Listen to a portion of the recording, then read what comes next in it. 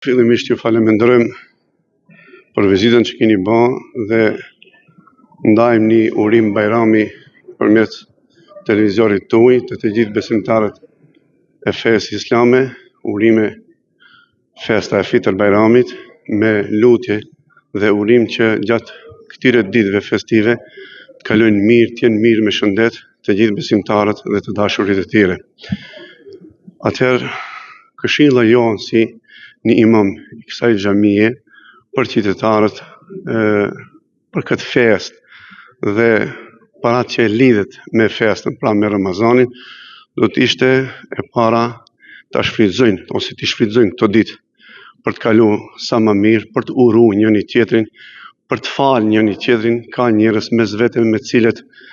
ndoshta kanë ndonjë hatërmbetje, është rasti i festave kur ata hatërmbetjen duhet ta kalojnë dhe t'ju urojnë njëri tjetrit. Dhe me këtë llogaritet edhe një falje për ta, sepse besimtarët nuk guxojnë të jesën me hatërmbetje ose të idhnuar mes veti. Dihet ne jemi në Fitër Bajram dhe Fitër Bajrami vjen pas një angazhimi të madh që kanë bën besimtarët gjatë muajit të Ramazanit, kështu që kurorëzimi i krejt kësaj sakrifice Allahu xhaleshanuhu e ka bën që të ketë festë, që të di festat fetare lidhen me obligime fetare dhe njeriu kur kryen një obligim, logjika e festave është njeriu kur kryen një obligim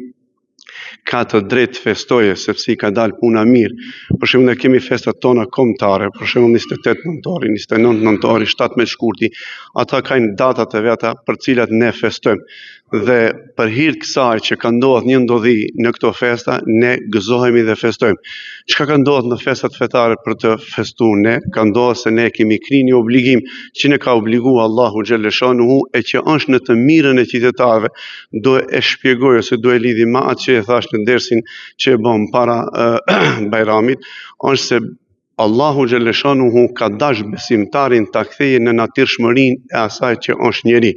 Dhe Ramazani ose shkolla e Ramazanit e bën këtë, sepse vetëm me një hadith Muhamedit alayhi salatu vesselam, Allahu xhaleshanuhu na ka mësuar se si duhet jetë besimtari për çdo herë, po ne marrim shembull nga muaji i Ramazanit. Edhe nëse dikush e shqetëson, nëse dikush e shan, nëse dikush e dëmton, përgjigjja e këtij duhet jetë unë jam agjërueshëm, sikur të ishin besimtarët për çdo herë, edhe në Ramazan, edhe jashtë muajit të Ramazanit, me këtë cilësi se unë jam agjërueshëm dhe unë nuk merrem me ti, derisa ti ta kuptosh se jetu mban dëm mu, do të ishim njerëz shumë më të mirë. Uroj që ky Ramazan ta kishte dhënë mesazhin e vet për ndërgjegjësimin e njerëzve, sepse ka këtë logjik, dhe uroj që besimtarët gjatë këtyre ditëve të shfrytëzojnë edhe rastin e solidaritetit me të dashurit e tyre, me akrabat e tyre, me fëmijët e tyre, që ta kalojnë si është më mirë, ta shohin edhe atë që nuk ka ta ndihmojnë, edhe ai të ketë ditë festive gjatë kësaj feste.